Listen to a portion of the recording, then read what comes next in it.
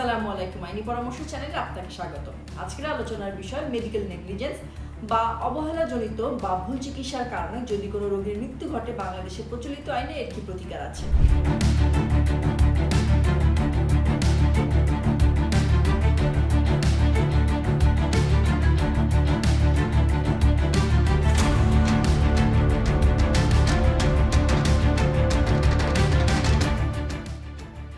বর্তমান সময় বা কিছুদিন যাবৎ দেখা যাচ্ছে ভুল চিকিৎসা বা অবহেলাজনিত কারণে কয়েকটি অনাকাঙ্ক্ষিত মৃত্যু বাংলাদেশের মানুষকে বেশ নাড়া দিয়ে গিয়েছে, যার ফলে ক্লিনিক বা হাসপাতাল ভাঙচুর, ডাক্তারকে মারধর, নিবন্ধন বাতিল, মামলা মোকদ্দমা, হাসপাতাল বন্ধ, ডাক্তার গ্রেফতার সহ বিভিন্ন ঘটনা ঘটছে। যারা স্বজন হারিয়েছে বা সন্তান হারিয়েছে তারাই জানেন এর কি দুঃখ। তাই আজকের আলোচনায় আমি বলবো বাংলাদেশে প্রচলিত আইনে এর কি প্রতিকার আছে এবং ভুক্তভোগীরা কিভাবে এর রেমেডি পেতে পারে। তাই ভিডিওটি না টেনে শেষ পর্যন্ত দেখার অনুরোধ রইল। দেশে বর্তমানে বৈধ হাসপাতালের থেকে অবৈধ ক্লিনিক এবং হাসপাতালের সংখ্যাই বেশি। 1982 সালে প্রণীত হয় medical practice and private clinic and laboratories regulation ordinance. এই আইন অনুযায়ী লাইসেন্সবিহীন প্রাইভেট ক্লিনিক স্থাপন অবৈধ ও শাস্তিযোগ্য অপরাধ। লাইসেন্স পাওয়ার শর্তের মধ্যে অন্যতম হচ্ছে রোগীর চিকিৎসার জন্য প্রয়োজনীয় যন্ত্রপাতি সরবরাহ করা, জীবন রক্ষাকারী ওষুধের প্রাপ্যতা নিশ্চিত করা এবং অস্ত্রোপচার ও ডাক্তারি পরীক্ষা নিরীক্ষার জন্য পর্যাপ্ত চিকিৎসকের ব্যবস্থা করা। এই আইনের আওতায় চিকিৎসকের বিরুদ্ধে অভিযোগ থেকে শুরু করে ক্লিনিক, ল্যাব, হাসপাতাল প্রভৃতির লাইসেন্স প্রদান করা, মান নিয়ন্ত্রণ করা, পরিদর্শন করা এবং অনিয়ম দেখা দিলে সেই বিষয়ে ব্যবস্থা গ্রহণ করা স্বাস্থ্য অধিদপ্তরের হাতে এবং এসব অব্যবস্থাপনার জন্য আদালতে মামলা করার ক্ষমতা একমাত্র স্বাস্থ্য অধিদপ্তরকেই দেওয়া হয়েছে। চিকিৎসা অবহেলা বলতে শুধুমাত্র চিকিৎসকের অবহেলার কথা বোঝানো হয় না, বরং চিকিৎসা সেবা সংক্রান্ত আনুষঙ্গিক ব্যবস্থা যেমন নার্স, হাসপাতাল কর্তৃপক্ষ, ডায়াগনস্টিক সেন্টার, ওষুধ, চিকিৎসা সরঞ্জাম উৎপাদন সরবরাহকারীদের অবহেলার কথা বোঝানো হয়। চিকিৎসা অবহেলার দায় কাউকে অভিযুক্ত করতে চাইলে অবশ্যই কিছু জিনিস আগে প্রমাণ করতে হবে। প্রথমত যে রোগী এবং চিকিৎসা প্রদানকারীর মধ্যে এমন একটি সম্পর্ক হয়েছিল যার মাধ্যমে রোগী প্রতি যথাযথ মনোযোগ দেওয়া, তার যত্ন নেওয়া একটি আইনি দায়িত্ব চিকিৎসক এবং সেবা প্রদানকারীর ছিল। দ্বিতীয়ত সেই দায়িত্ব পালনে চিকিৎসক বা চিকিৎসা সেবা প্রদানকারী অবহেলা করেছে বা ব্যর্থ হয়েছে। তৃতীয়, দায়িত্ব পালনের অবহেলা বা ব্যর্থতার কারণে তাই সেই রোগীর কোনো ক্ষতি হয়েছে বা সেই রোগী মারা গিয়েছে। চিকিৎসা অবহেলা এবং অভিযোগের বিরুদ্ধে পৃথিবীর বিভিন্ন দেশে টর্ট আইনে মামলা করার ব্যবস্থা রয়েছে। টর্ট আইনটি কি? এটি হচ্ছে যে কোনো অবহেলা অন্যের ক্ষতির কারণে অভিযুক্ত ব্যক্তির বিরুদ্ধে কমন ল ভিত্তিক টর্ট আইনে মামলা করা যেতে পারে। কিন্তু আমাদের দেশে টর্ট আইনের বিচারের জন্য আদালত ব্যবস্থা সেভাবে গড়ে ওঠে, তাই এই আইনের আওতায় মামলার সংখ্যা অনেক কম। তাই দেওয়ানি ও ফৌজদারি আদালতে অভিযুক্ত চিকিৎসকের শাস্তি এবং ক্ষতিপূরণের জন্য মামলা করতে হয়। ভুল চিকিৎসা বা চিকিৎসকের অবহেলার অভিযোগ নিষ্পত্তি এবং আইনত প্রতিকারের জন্য এখনো বাংলাদেশে নির্দিষ্ট ও একক কোনো আইন কার্যকর হয়নি। তবে কিছু বিক্ষিপ্ত আইনে চিকিৎসা অবহেলা অভিযোগের আইনটি প্রতিকারের সুযোগ রয়েছে। এই কারণে কোন কোন কাজগুলো চিকিৎসা অবহেলা হিসাবে গণ্য হবে, অবহেলা প্রমাণ পাওয়ার পরে ফৌজদারি নাকি দেওয়ানি আদালতে মামলা করতে হবে, কি পরিমাণ শাস্তি বা ক্ষতিপূরণ পাওয়া যাবে সে বিষয়ে কারো কোনো ধারণা নেই। এক্ষেত্রে এই সব মামলার ক্ষেত্রে অন্যান্য আইনগুলোতে থাকা অবহেলা ক্ষতিপূরণের সংক্রান্ত বিধান এবং আদালতের কেস লর উপরই নির্ভর করতে হয়। বাংলাদেশের সংবিধানের 15 অনুচ্ছেদে বর্ণিত মৌলিক চাহিদার মধ্যে স্বাস্থ্য অন্তর্ভুক্ত রয়েছে। অনুচ্ছেদ 32-এ বর্ণিত জীবন রক্ষার অধিকার একটি সাংবিধানিক মৌলিক অধিকার হিসেবে স্বীকৃত এবং আদালতের মাধ্যমে বলবৎযোগ্য। চিকিৎসায় অবহেলা ও স্বাস্থ্য সুরক্ষায় ব্যর্থতা এই জীবন রক্ষার মৌলিক অধিকার ক্ষুণ্ণ করে। চিকিৎসাগত অবহেলার ক্ষেত্রে বাংলাদেশের সুপ্রিম কোর্টের হাইকোর্ট বিভাগ একটি গুরুত্বপূর্ণ প্রতিকারমূলক পথ, যা ভুক্তভোগীকে জনস্বার্থে মামলা বা অন্যান্য রিট আবেদন হাইকোর্ট বিভাগে সংবিধানের 102 অনুচ্ছেদের আওতায় দায়ের করার সুযোগ প্রদান করে। বাংলাদেশের দণ্ডবিধি 1860 আইনের ধারা 304-এর ক অনুযায়ী, যেখানে স্পষ্ট করে বলা আছে, কোনো ব্যক্তি বেপরোয়াভাবে বা অবহেলাজনিত কোনো কাজের মাধ্যমে কারো মৃত্যু ঘটলে এবং সেই অপরাধ শাস্তিযোগ্য নরহত্যা না হলে সেই ব্যক্তি অবহেলাকারী হিসেবে বিবেচিত হবে। এজন্য তাকে অর্থদণ্ড এবং কারাদণ্ড বা উভয় দণ্ডে দণ্ডিত করা যাবে। যখন কোনো রোগী চিকিৎসকের শরণাপন্ন হন এবং চিকিৎসক ওই রোগীর চিকিৎসার দায়িত্ব গ্রহণ করেন এবং তার অবহেলাজনিত কারণে সেই রোগীর মৃত্যু সংঘটিত হয়, চিকিৎসক তখন 304-এর ক ধারার দায় কোনোভাবেই এড়াতে পারবেন না।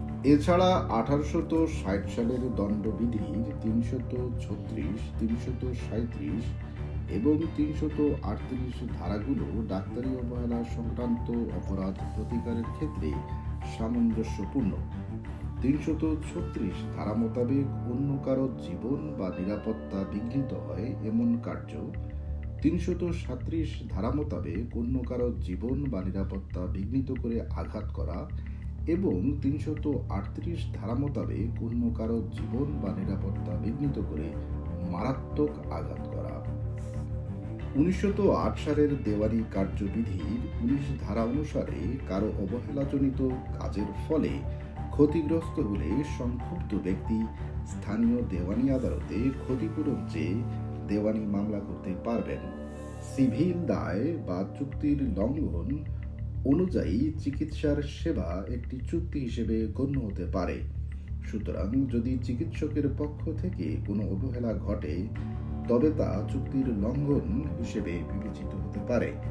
এই ক্ষেত্রে ক্ষতিগ্রস্ত পক্ষ চুক্তি আইন 1872-এর অধীনে এক বা একাধিক প্রতিকার দাবি করার অধিকারী।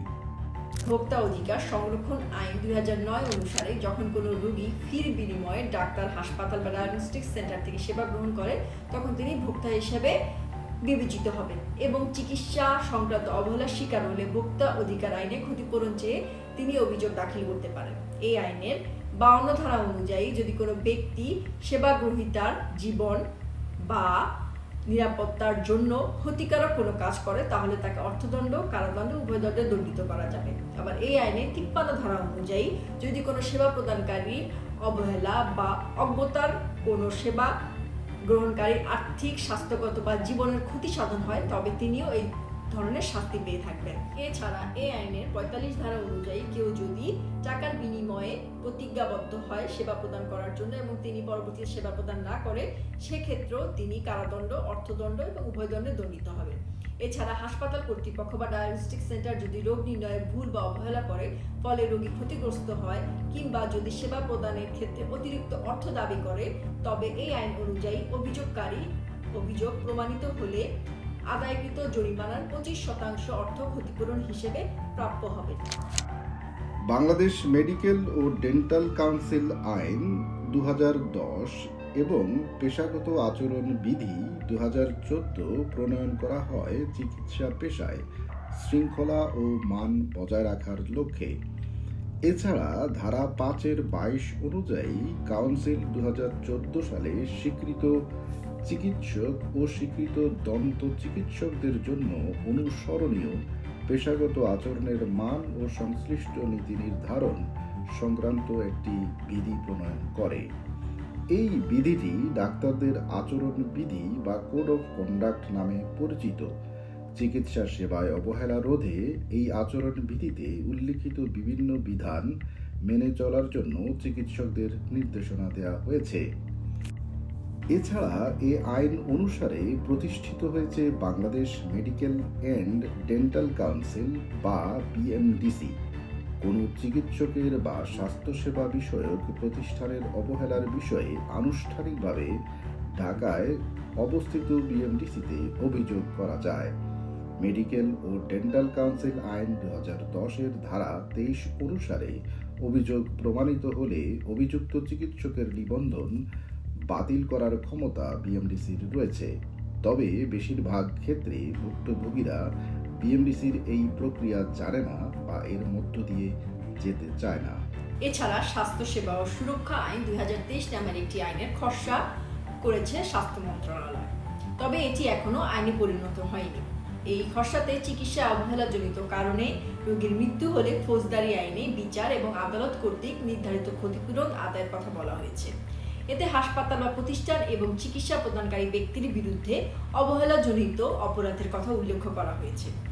হাসপাতালের ক্ষেত্রে প্রযোজ্য হবে লাইসেন্স বাতিল ও চিকিৎসকের ক্ষেত্রে নিবন্ধন বাতিলের সুপারিশের কথা উল্লেখ করা আছে খসড়ায়, এবং একসাথে এই সকল অপরাধ আমলযোগ্য, জামিনযোগ্য ও আপোষযোগ্য হবে বলে উল্লেখ করা হয়েছে।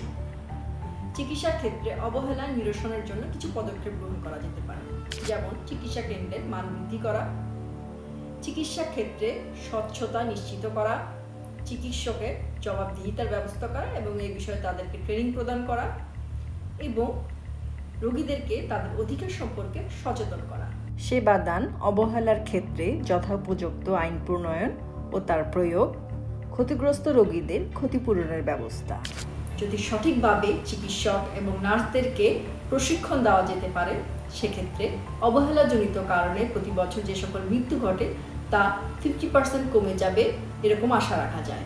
আজকে তাহলে এ পর্যন্তই। এরূপ গুরুত্বপূর্ণ এবং প্রয়োজনীয় আইনি পরামর্শ পেতে চ্যানেলটির সাথে থাকুন। সবাই ভালো থাকবেন, সুস্থ থাকবেন। ধন্যবাদ। এছাড়া নিচে কমেন্টে আমার ফেসবুক পেজের লিঙ্কটি দেওয়া আছে। আপনাদের যদি কোনো আইনি পরামর্শ প্রয়োজন হয় বা কোনো আইনি জিজ্ঞাসা থাকে, সেক্ষেত্রে আমার ফেসবুক পেজটি ফলো করতে পারেন।